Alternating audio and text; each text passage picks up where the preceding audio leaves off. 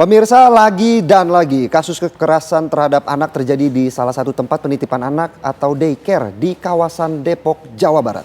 Ya, kali ini pelaku yang merupakan pengasuh di daycare menyiram air mendidih ke tubuh bocah berusia 1 tahun.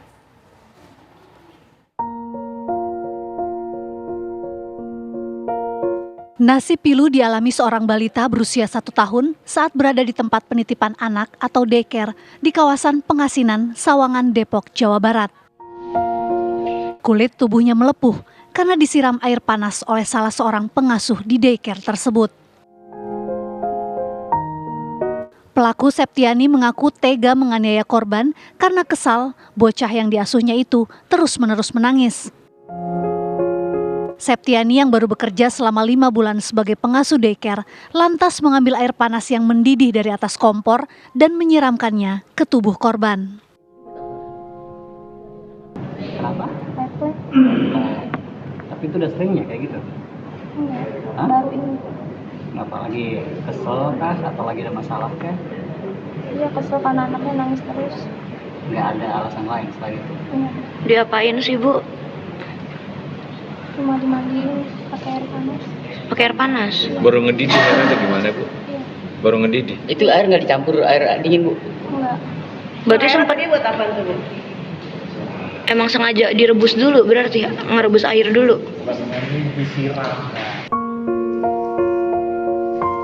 Setelah kejadian, pelaku sempat menghubungi orang tua korban dan berpura-pura menanyakan perihal luka bakar di tubuh korban. Berdasarkan hasil pemeriksaan, kondisi korban mengalami luka bakar di bagian bahu, telinga, dan punggung. Orang tua pada pukul 5:30 dia menitipkan anaknya di situ. Setelah itu anaknya pada saat lagi masih tidur, ya, dan ketika bangun ingin buang air besar. Nah, pada saat itu juga si pengasuhnya ini, si tersangka sedang juga merebus air, ya, dia ada air panas di situ. Nah, anak kecilnya dibawa untuk buang air besar dan dibersihkan. Namun karena terus-terusan nangis sehingga dia kesal, dia ambil air panas disiram pakai gayung 2 kali. Dan karena kulitnya melepuh, habis itu disiram lagi pakai air dingin. Tapi ya sudah melepuh ya kulitnya. Belakangan diketahui daycare yang sudah berdiri selama 1 tahun tersebut ternyata tidak mengantongi izin operasional dan pelaku yang menjadi pengasuh pun tidak tersertifikasi. Polisi langsung berkoordinasi dengan dinas terkait untuk menindak daycare ilegal tersebut. Dari Depok, Jawa Barat, Meli Kasna, TV One mengabarkan.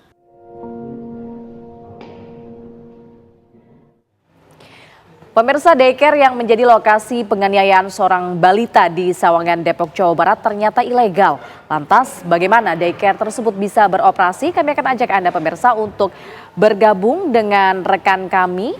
Ada Ahmad Suryana ya, ada Ahmad Suryana selaku kepala PAUD di sana. Oke, kita akan Selamat pagi Pak Ahmad. menanyakan.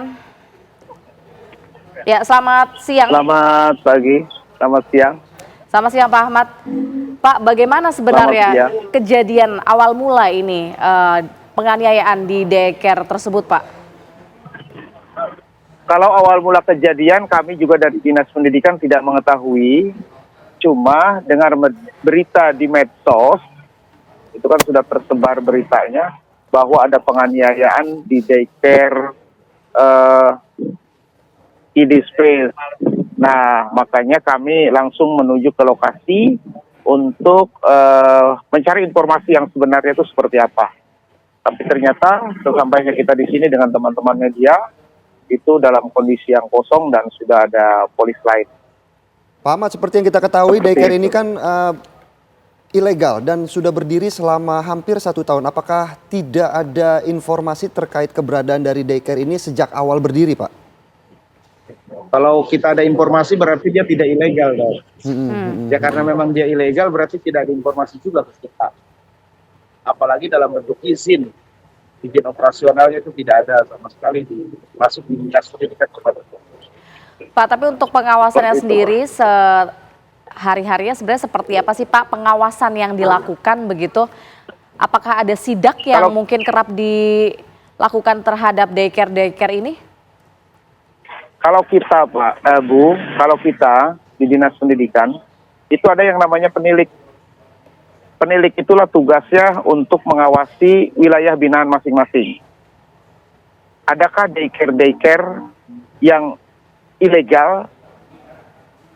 Terutamanya kita melakukan pengawasan dan pembinaan itu kepada daycare yang memang legal. Karena legalitas formalnya sudah jelas, terdata, dia memiliki NPSN, dia memiliki data Dapodik, sehingga ketika kita mau melakukan pengawasan pun enak.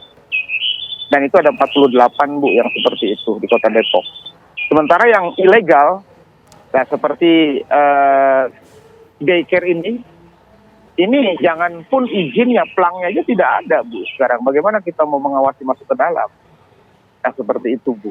Pak, tapi kalau ini daycare-nya ternyata ilegal, apakah pemilik daycare-nya ini bisa dikenakan pidana Pak?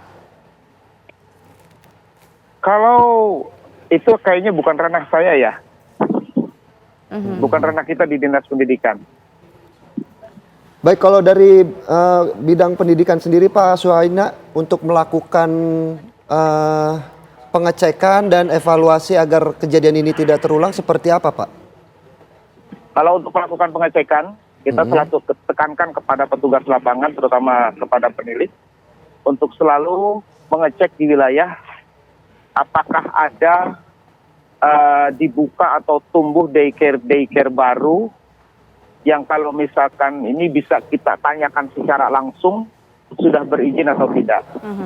Atau bisa juga kita cek melalui data Dapodik kita, begitu ada plangnya.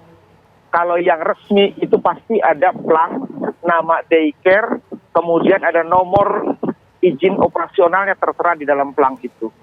Nah kalau ini kan tidak ada. Nah dengan kondisi daycare yang seperti ini, penilik itu punya hak untuk masuk. Kalau misalkan memang terlihat ada kegiatan yang dilakukan di dalam daycare. Dan itu berhak ditanya, apakah memiliki izin atau tidak.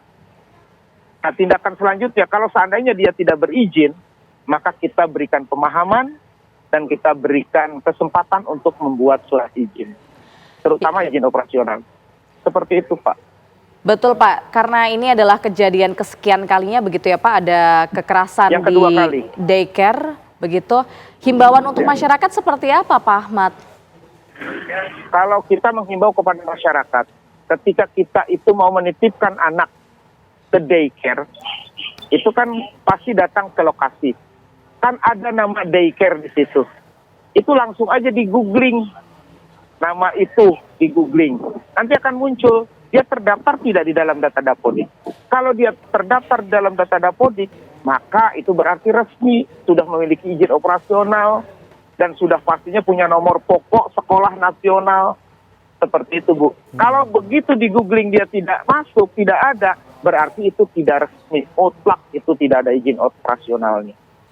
Seperti itu Bu. Baik, terima kasih Pak Suhaina selaku Kepala Disdik Jawa Barat, dan tentunya kita berharap kasus daycare ini bisa menjadi yang terakhir dan tidak kembali terulang di wilayah-wilayah lainnya. Terima kasih, selamat pagi Pak Suhaina. Amin ya rabbal alamin. Sama.